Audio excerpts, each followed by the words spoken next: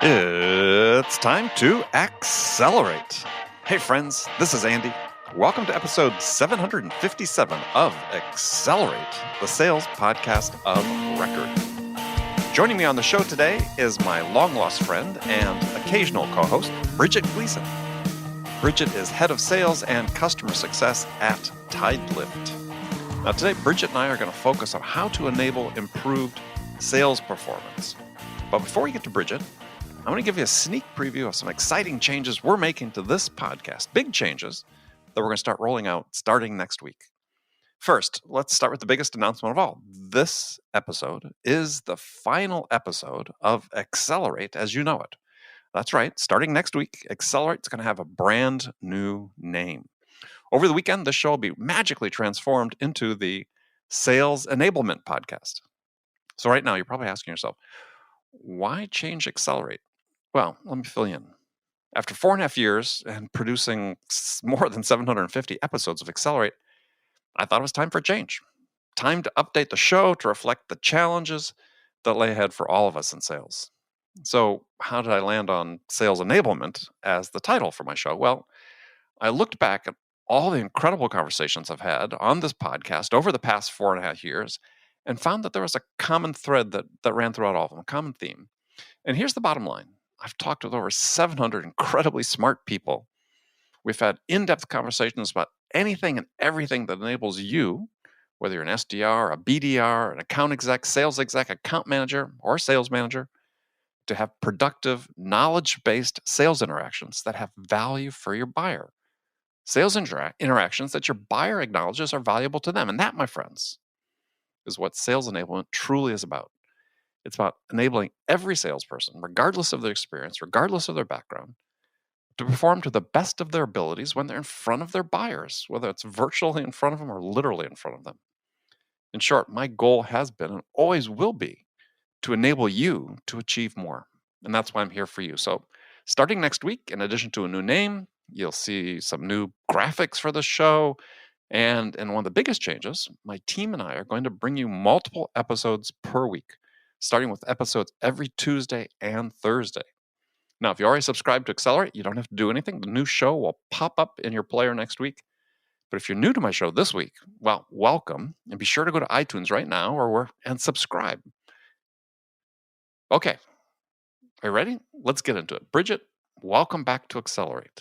Andy, it's like old times. It is like old times. It feels like old times. You know, some guests on the show wear it as sort of a badge of honor that they've been on like 3 times or 4 times or 5 times. You've been on over 100 times. Yeah, like I'm the guest. I'm the house guest that doesn't leave, and it's been perfectly fine. Well, we want you to visit more frequently. Well, we'll see. That's amazing. Over 100 times. Yeah, I mean, for people who maybe more recent listeners and converts to the show, is Bridget used to be on at least once a week, if not more sometimes, and for a period of 3 years, 3.5 years, something like that. So, yeah. Andy, it's amazing. We had, it's amazing we had so many things to talk about, but maybe not. I think we can recycle over a lot of topics just fine. Well, actually, it's when you go back and look at the statistics, is that many of the episodes that Bridget and I did together, we called them Frontline Fridays because they came out on Fridays and we were talking from the front line of sales. We're still some of the more popular episodes over the history of the show, over 755 episodes. So, not bad. I think maybe being on the front line, it's misery loves company. And I shouldn't say misery because I love what I do. Like I choose to be on the front line. Sure. Front lines. But there is, I think, there's a lot of intensity. There's a lot of pressure. There's a lot of things happening in the front line. So you kind of need your people around you as you're going through it. So I think there's probably part of that it's kind of the collective community coming together. Yeah. I was one of your people. And likewise. And likewise, right. All And right, likewise. so I have a question for you. So Oh, I dear. was just reading a new book Oh, which one? from Mark Hunter, Yes. and called A Mind for Sales. So, Okay. do you have a mind for sales? I've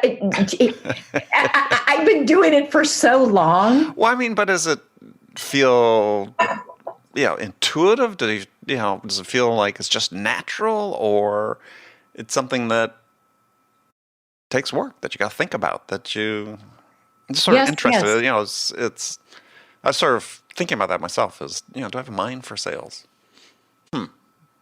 Okay, so yes, yes. Yes, I feel I have a mind for sales. And yes, I think it also takes work and cultivating. Mm-hmm. I think for me, I am I'm curious Right. about things. And sales is one of those things I've always been curious about. And I think sales has been interesting to me.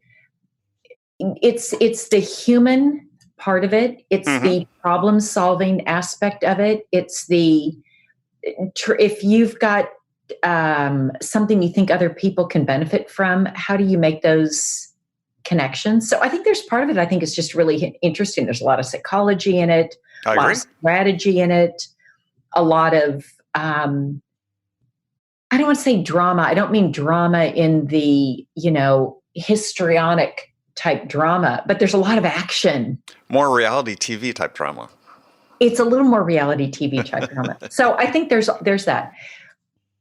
But I agree But with you. I agree with you on those first 2 points. So just to interject for a second, is for me. I mean, I came out of college with, as I like to say, no discernible job skills whatsoever, and all Same. I had was this sense of curiosity, and sales seem to be a great fit for that, right? I mean, if you're sort of boundlessly curious to learn about other people and what they're doing and how you can help them, to your point about problem solving, it's sort of a great fit in that part.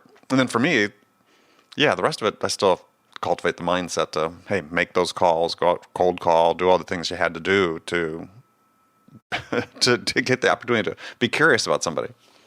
So you know what's so interesting? So my father, he's passed away, but my father was an entrepreneur, and his background, I think, was kind of economics, probably accounting at that time. But my father always he encouraged me either go into the military, which I said no to. Okay. Because he said I could travel. Okay, I'll find other ways to travel, but thank you, Father. And the other was he always wanted me to go into sales. And I told him no to both. No. Thank you for your nice advice. No. Mm-hmm. So I graduated I was at UCLA with a degree in English and business, although I taught in the engineering school, so I had a little bit of that. And my first job out of school was in marketing. So I'm clearly going squarely in the face of my father's recommendations. Mm-hmm. And it was probably a year in. I was in the computer and networking division at Xerox, and I was doing a lot of competitive benchmarking and kind of working with kind of the go-to-market team. And I started thinking, I should be talking to customers. I know how to talk about this. I know. And I got like really antsy. Like I need to be talking to them. I feel too disconnected. Right. And that's when I think just my understanding of sales shifted. And so having a mind for it was different than what I felt my father was proposing. With my father, I don't know what I thought, like I don't know what I thought, like a car salesman knocking on the door. I don't know what. But once I understood in a different context, that was it. I haven't swayed. Yeah, I mean, for me, it was more like parts of sales that I didn't like or didn't come most naturally to me were just things I needed to do to get to the parts I really liked. And so that was sort of the motivation, right? I mean, to be able to talk and have a great conversation with somebody, learn about their business, be able to help them. Yeah, I had to go do the things I didn't really enjoy, which is going out and making cold calls and prospecting. But Well, this is the other thing. When I don't know of a job, maybe there's one and I just don't know of it, where every aspect of it is enjoyable and in your wheelhouse, and you feel energized by every facet of the job. I haven't heard anybody say that. And I think sales is the same. There are some things that cold calling, and I've done it forever. yeah, No, I don't wake up in the morning thinking, hey, can I get up and make some cold calls today? But there are certain parts that are, by the way, also as a VP of sales, there are a lot of things I don't like either that have to do with often spreadsheets, but part of the job. yeah. But there are people, and Mark Hunter we're just talking about. I mean, Mark is, very motivating, self-starting. His book is full of, hey, wake up, first thing you do is make your calls. I think there are multiple paths to success, as you said. And there are parts of every job you just don't enjoy as much as others.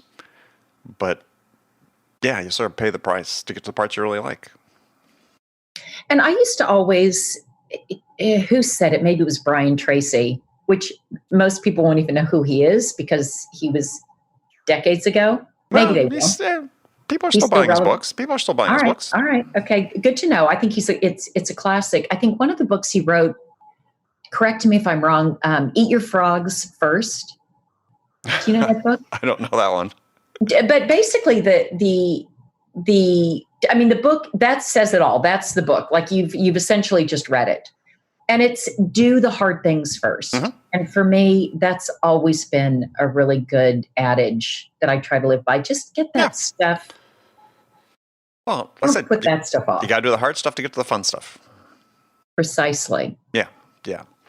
All right. Well, another question for you. Okay. And I'm all warmed up now. Okay. All warmed up. Even though it's 40-something degrees here, by the way, Boston. Remember, we used to talk about weather. We're both in our East Coast empires right now. Yes. Yeah. Sheltering in place. Sheltering in place, as we should, responsibly. Yes. Yeah. Well, it's not, it's... I know, for the East Coast, it's warm. Okay, so I'm warmed up. Yeah, we didn't have a winter, so you're warmed up. So I have this theory, and it's not really a theory, I think it's borne out in fact, is that we don't spend enough time thinking about how do we enable people to perform, sellers to perform. I mean, and that, let me sort of restate that, is that, we have this sort of big trend now going on in sales about sales enablement, but that seems to be so narrowly focused. It's like, how are we just bringing sellers to the table in order to sell, as opposed to saying, how do we help them perform to the best of their abilities?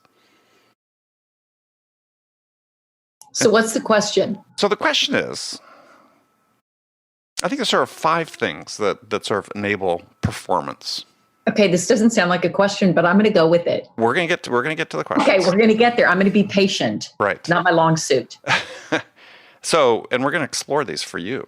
So, we have to enable skills, behaviors, mindset. And then there are other things that enable performance are mentors and experience. And what experience? Experience. Okay.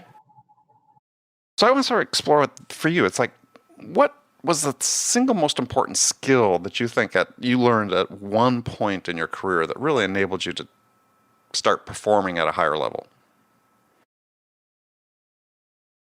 A skill that enabled me to perform at a higher level. I'm sure you've got many, but just think of one that's perhaps the most important. Listening. And what triggered that? How'd you learn that lesson? Probably the hard way. Where if you're not actually acutely, actively listening, you're going to miss things, and you're going to miss cues as to what a prospect wants or doesn't want. If they're really a qualified prospect or not. Like, I think it was just a lot of trial and error, that if I was really listening and actually really trying to solve their problem, first of all, people can pick up on that. When you're really listening or when you're just nodding, but you're not really listening. Well, because you're just thinking about what you're going to say. You're just waiting right. for the other person's mouth to stop moving. People can tell. So I think listening is such an important skill to have in sales. What would you say? Well, I think I'd probably agree with listening. I think it's paired with this idea of being able to ask great follow-up questions. And so I think those two go hand in hand. When we talk about asking great questions, it's not the first question that's most important. For me, I feel like one of the things I learned from an early boss was, the great follow-up question. But you don't know what to ask unless, to your point, you're listening. I think the thing that a lot of sellers don't really understand when we talk about creating value for our buyers is, I believe, one of the biggest sources of value we can provide to a buyer is to understand them. Yes, understand them and the context in which they're operating. Yeah. So it's just so often and again, we get confused, I think, when we think about empathy. We think about empathy as, I can feel what you're feeling, right? I understand. Well, it's not understanding how they feel. It's understanding why they feel the way they do. That's true empathy. It's what cognitive empathy, which I think is the most important thing to have in sales, as opposed to this compassionate empathy. And so, not that you don't want compassion, you want compassion, but it's the cognitive empathy which says, I now understand them more fully. And this is a real source of value to the buyer, to feel understood. It leads to increased levels of trust and the way things that are smooth the path to actually getting the business. I would agree with that. It's the cognitive empathy. Sometimes, getting back to asking the right questions, sometimes asking the right questions also help them to have a better understanding of both the problem and potential ways that they can solve it. So I think great salespeople help to clarify issues and clarify potential paths to a solution and help bring some of that together. Also, the best way to do it is just to know what questions to ask that surface that for a process. But they're going to vary from situation to situation. That's where listening becomes so important. If we're too scripted, we miss those opportunities to ask those great follow-up questions, which may not occur to you until you hear what somebody has to say, really hear what someone has to say. Andy, I was on the other end of a sales call recently, and I won't name the company. Come on. No, that's not okay. It was one of the worst I've ever been on, and I felt so angry. And part of it, just to set the stage, they're obviously the ones that initiated the call. There were 2 of us on the call, and I think 7 on their side, which is a huge imbalance. Right. And which call was it? First call? Second call? First call. Okay. There were never any introductions. They just launched in and said, so Bridget, tell me, what is your job? What's your job? First of all, I thought, did you do any research on who I am and what I do? Because it doesn't sound like it. And I had said, after I responded to that, can you let me know who was on the call from your side? It'd be really helpful for me to know. And then she went into what felt really like just an interrogation, just a list of very scripted questions. What are your goals? Do you have one-on-ones with your team? Well, of course I have one-on-ones with my team. Are there goals for the team? Are there, some of them were so basic. And I guess to your point of being robotic. Scripted, it's like, okay, I'm going to take this list here I'm going to ask this person. I'm going to get on the next call. I'm going to ask this person. And there was absolutely no value that I derived from it. I don't think they got a lot of value either because I wasn't as warm and friendly as I might normally be. Well, it certainly wasn't a conversation. No, it wasn't a conversation. And that there, right there. It was an interrogation. Right. Interrogation versus conversation. All that was missing was a bright light shining in my face and like being in a dark cell. So why do people still do that? I mean, it's not like we haven't talked about this as an industry, as a profession in sales for decades.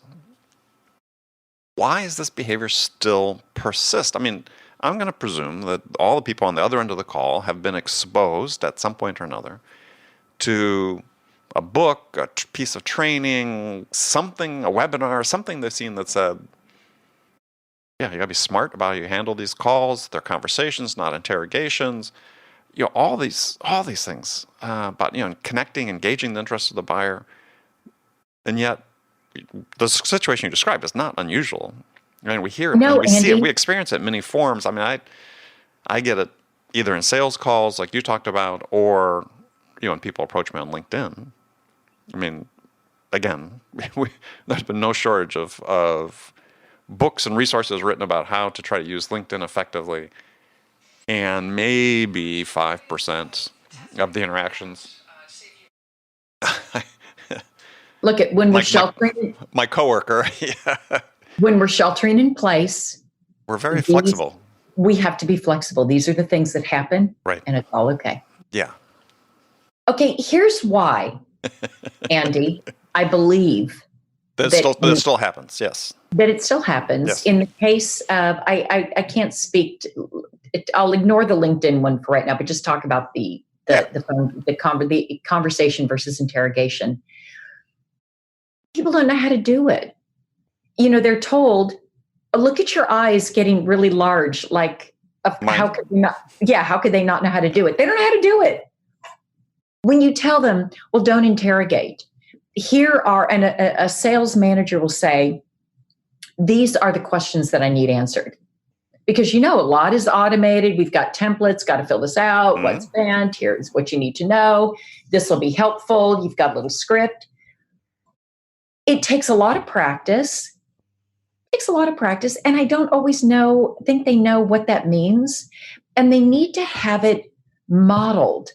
You know, it needs to be modeled. You need to hear someone do it to be able to see the difference between asking a list of questions and getting those same questions answered, but in a way that doesn't feel like you're being interrogated. I think it's training. Well, isn't some of it also, though, the pressure to do more, right?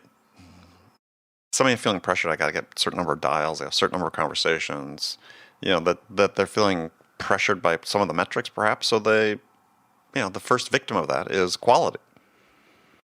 I would say that's true. There's definitely it's much more of a velocity, get a whole bunch in. And I don't know. I don't think that works so well. I don't think it does. And it's funny that, again, sort of the root of my earlier questions, we still struggle with some of these basics. And yeah, you wonder, okay, why are we still struggling, again, after 120 years of professional selling in the United States? That I can go back and look at Dale Carnegie from 1936 and say, we still have the same problems. You know, we haven't learned a thing. I know they're going to be studying this in like philosophy and ethics. Yeah, it's like, why do we not learn anything? That's it. You know what? You could have a podcast just called "Why Don't We Learn Anything?" Why are we still dumb as stumps? Yes, yeah. Why exactly? Because it's not just in the sales realm. Well, no, it's not. It's not. But it's It's not limited to salespeople. It's not, absolutely. Because I've been thinking about this a lot. In that, you know, we have this pressure to do more, right? Mm-hmm. More, do more. But doing more by itself doesn't get you anything, right? Unless you want to turn sales just into a game of chance, right? It's like we're just playing the odds at that point. If we do enough of something, we'll get X amount coming out of it, right? which seems to be the way so many people are going. But the better way is to say, well, and this again doesn't apply to sales, is if you want to do more of a certain thing, the first thing you need to learn is how to do that thing better. And then you can do more of it better. Andy, I am sure in one of the 100+ episodes that we have recorded, we've talked about this. And to an earlier comment that you made about sales enablement, salespeople don't get the same training that you and I got in the dark ages. They don't get the same training. We were privileged to have weeks and weeks of training. And I was not allowed to make a sales call until I had completed, had 2 weeks back in Leesburg, Virginia, had a certain amount of time doing XYZ. There were certain criteria before they would even let me have an interaction with the customer. Today, it's like, all right, week 1, be on the phones by Friday for BDR. And it's a hallmark of success if they can be on the phone by Friday. Yep. So I think they don't get the same amount of training. Yeah, well, for sure, right? I mean, companies pay varying levels of attention to onboarding and training and so on. Absolutely. But then we just end up sort of perpetuating the problems that we've had in the past, right? Yeah, that's why. But let's go back to the topic that your next, podcast series, why we don't learn anything. How come we have not, what? Guilty is charged. I try not to be so guilty, but I'm sure I'm guilty also, is I don't feel like we do enough training at Tidelift, where I am now, of new people. In fact, it's one of the things I actually wrote down this morning about something that we need to invest more in right now is professional development for the team. So what's the trade-off? And this is, I think, calculation that many people haven't done is, we extend onboarding X period of time in order to give people more training, in order to give people an opportunity to ramp up in a way that when they finally start making calls, they're a little more effective. Or alternatively, and I see some companies, not many, but start seeing a very small trend of companies hiring more experienced SDRs. I mean, that's the alternative, right? Just hire somebody with 5 to 10 years experience. Andy. Yes. I don't know where you find those people that have 5 to 10 years of experience as an SDR. Typically, they'll be doing the SDR role for 5 months and they're ready to go to a sales role. It's hard to find experienced SDRs that want to stay in the role any length of time. It's not impossible. And but that's partly a function of how we pay them, how we compensate, and the roles we give them, right? Sure. I mean, if you're looking at selling a complex enterprise product, and you're basically going to team an AE with an SDR, X number of AEs with an SDR to capture these big accounts. Why wouldn't you pay the SDR the same amount that you would pay the AEs?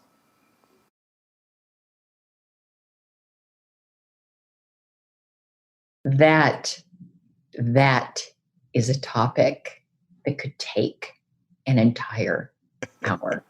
But I'll tell you. We'll come back to that because I think that's something we have to really look at. Well, I'll tell you what we're doing at Tidelift is we have implemented this team selling model that is an enterprise seller, a more sort of mid-market seller, and a BDR. And the 3 of them make up a pod. And they have different functions within. They've got a number of target accounts. We sell a lot to very large enterprises, financial institutions, regulated industries. They've got so they've got target accounts. They've got some geography that they work, and they work as a team. And part of their comp plan, they're all comped on the total number. That's how they get comped, on the total quota. So they don't all get paid the same. I mean, they've got really varying levels of experience, but it's a way for them to learn a lot more quickly because they're exposed to a lot more. And I think it makes all the roles more interesting. So a BDR is more likely to stay in a role for longer because it's not just $50 a day Right. that they're doing with some research thrown in. And in that environment, if you were to pay the SDR roughly equivalent to what the AE gets paid, you could find yourself 5-10 years down the road with somebody who's really good at that, senior level. Think of the first initial conversations they're having. Yeah. Why wouldn't you pay them that much money? So I would say we don't call them BDRs anymore when they get to that next level, but sort of the mid-level account executive that I've described, at least one of them that we have, is a recent BDR. So, and he does tons of the outbound, but he also gets to close. Like I think he gets to sell. He gets to sell. Yeah. And you know what? The most senior, guess what? They do some outbound prospecting and cold calling also. Everybody does. Sure. Everybody shares in that. So while it's not 3 people all getting paid the same amount, which I'll tell you, I would love to have a sales team that's not even commission based, that I agree. They work and they do the job. Well, to the point, if you got this team and you're probably paying your AE the most of all of them, the enterprise AE. He or she couldn't get that job done without the roles and the contribution of the other 2 people. So how do you establish a relative value other than by tradition that says, AEs, they get paid more? I don't think it's tradition. I think there is you see the skills that they're able to bring to the table. They're different skills. Yeah, and based on a different experience. Sure. And they can add a lot more than, and just as you move from just the more experience that they have, they're just able to add more. They're able to add a lot more than the most junior people. Sure, but we're talking about a case where maybe you have a senior prospector. We'll call them prospectors. You have a senior prospector that's all they do. That's all they've done their whole career. That's just what they've done. They've got skills. They got business acumen. They can, those initial contacts, those first conversations, high value conversations. They can actually qualify a prospect. This is, I think, what we want to get to, right? Instead of using the SDR and the BDR role as just sort of this, cannon fodder that we throw out for, entry-level jobs, is we turn these into a career path that is valued, and valued demonstrated by the fact is that, your account and enterprise account sellers have some skills that are unique, but by the same token, they wouldn't be where they are if they had to go back and do all the prospecting that senior SDR does. They wouldn't be as capable as that person generating new leads and so on for them. We need to look at these career paths as being roughly equivalent, different, but equivalent.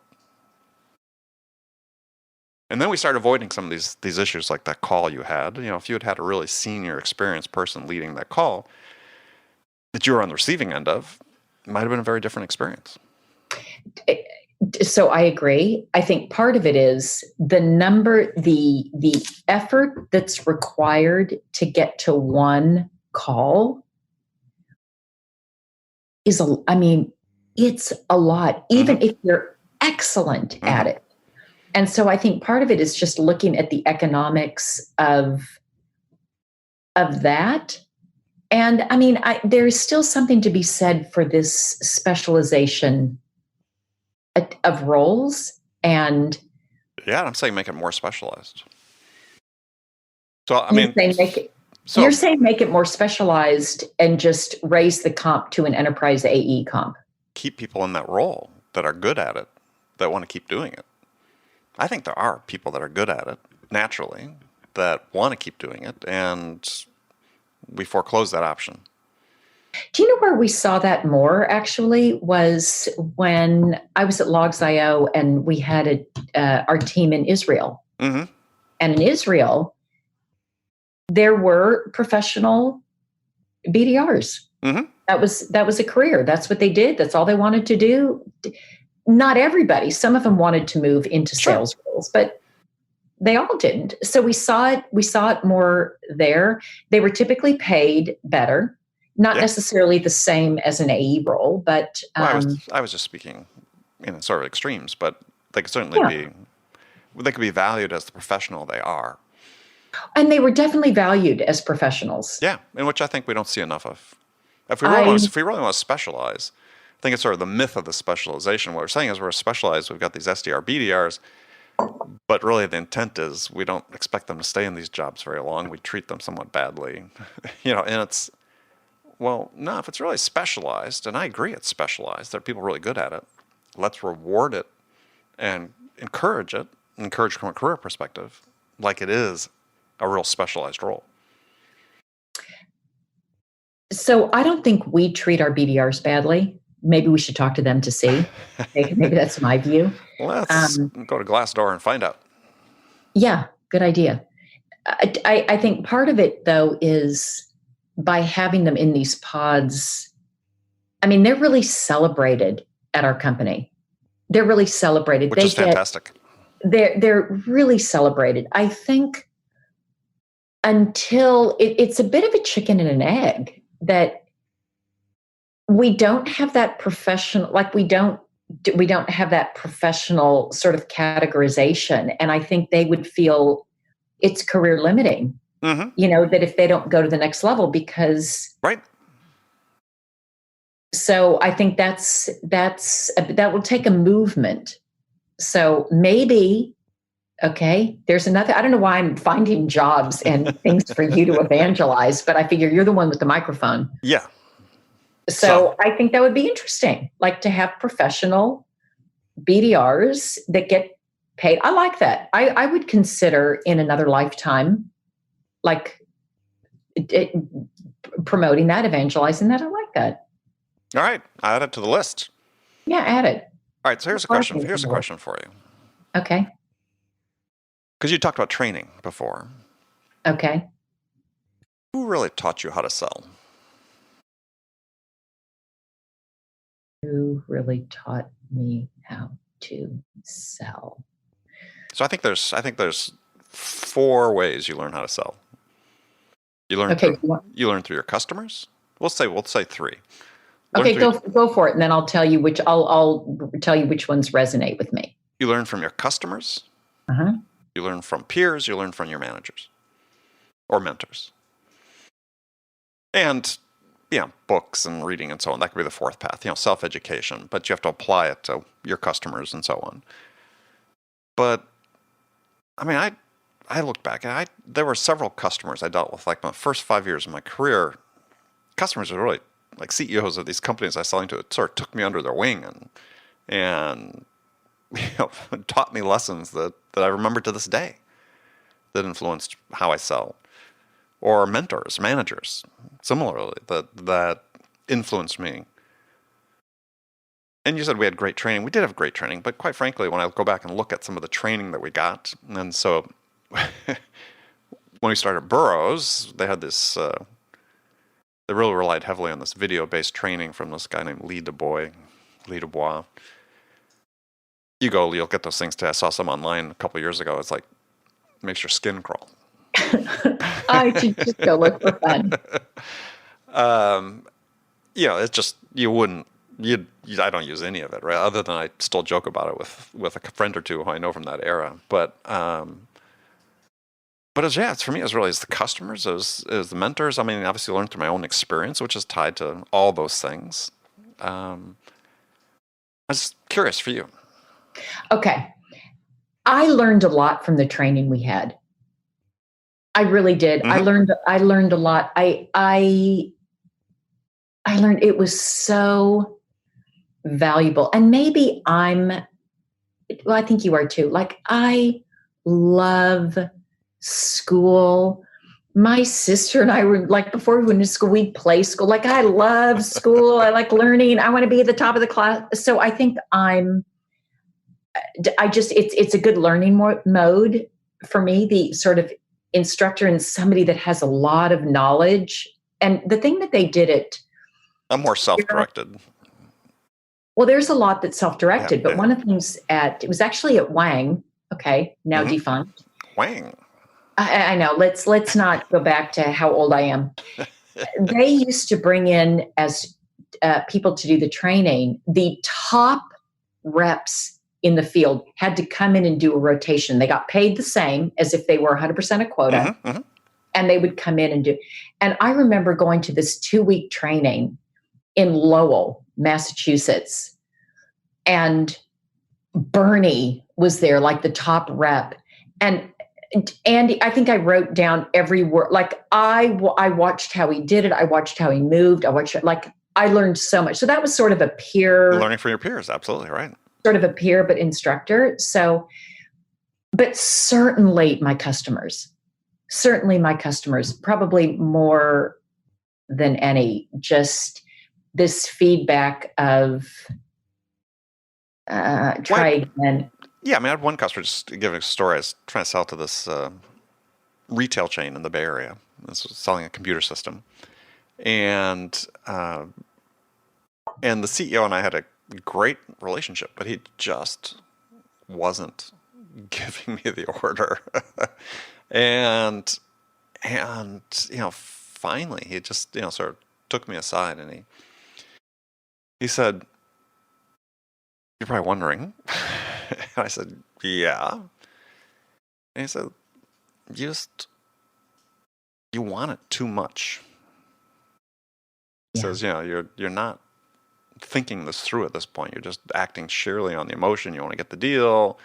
And he sort of points to my heart and says, this is great, but this is when pointing my head, now this is what you got to be using.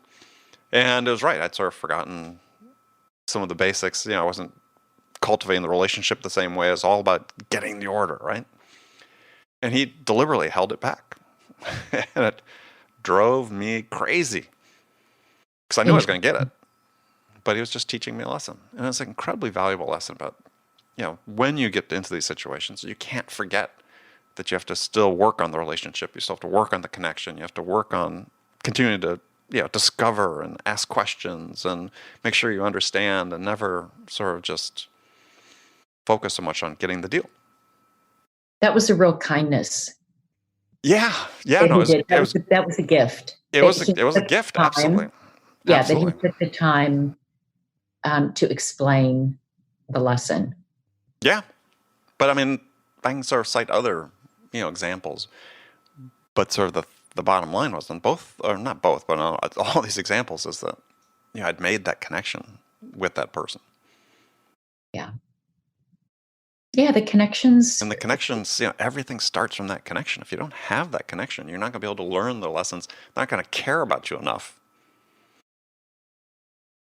Gosh, Andy, it really goes back to that.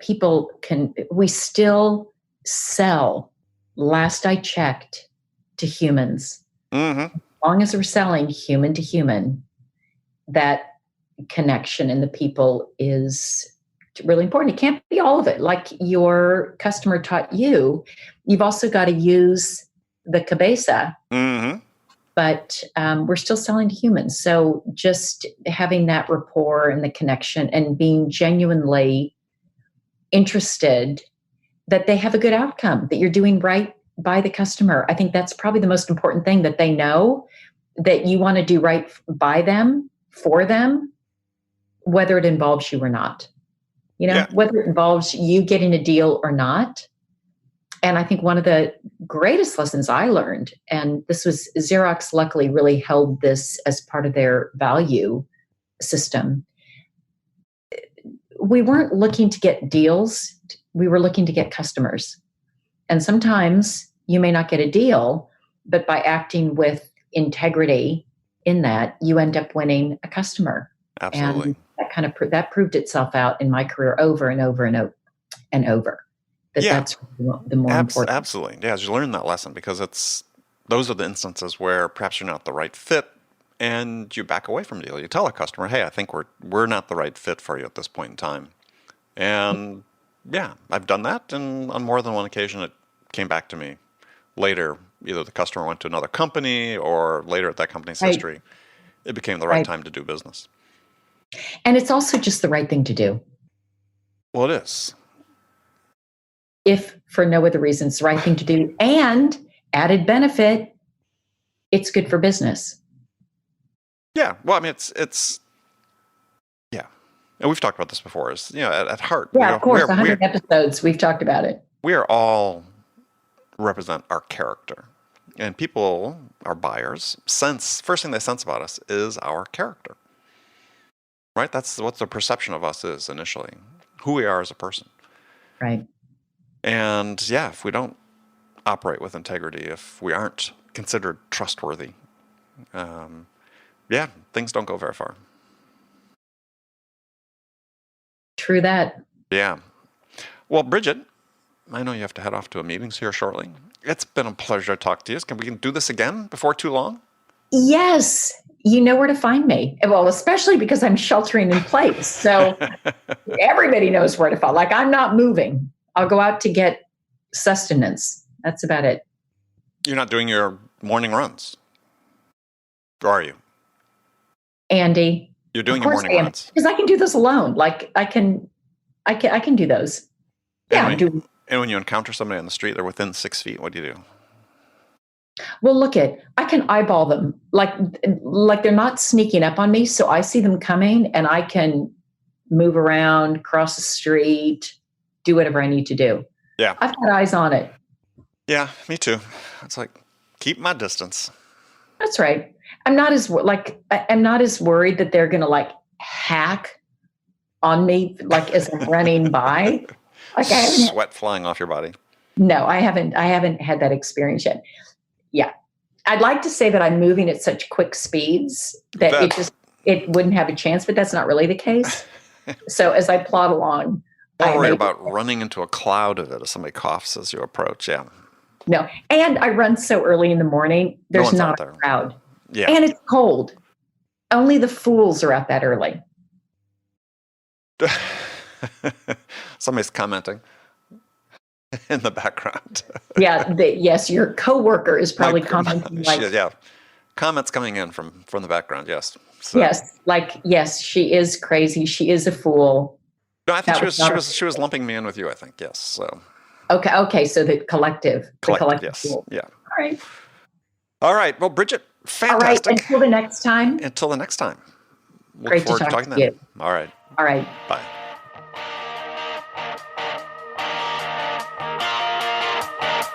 Okay, friends, that was Accelerate for the week.